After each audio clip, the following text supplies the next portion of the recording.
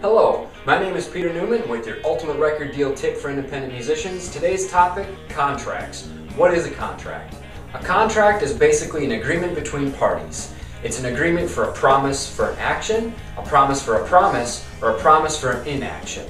So what does that mean for independent musicians? Well, if you're going to be performing somewhere, I highly recommend you have a performing agreement. A simple performance agreement which basically outlines like this: the date, the time, the length of performance, the amount that's going to be paid for the performer, and any other additional info.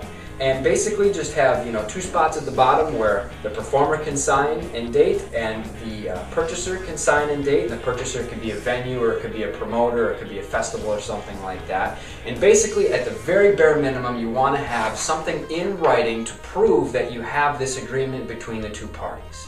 Now once you have that agreement between the two parties, make sure that from now on, every show that you do, you implement the policy, no contract, no show. Now why is that important?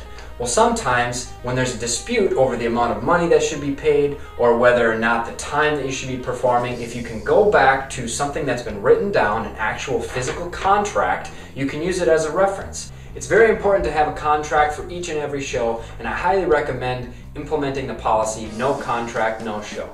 Some venues are going to shy away from having something written down, and that's probably because they're not comfortable in having an actual agreement lined up, and that should be a red flag for you.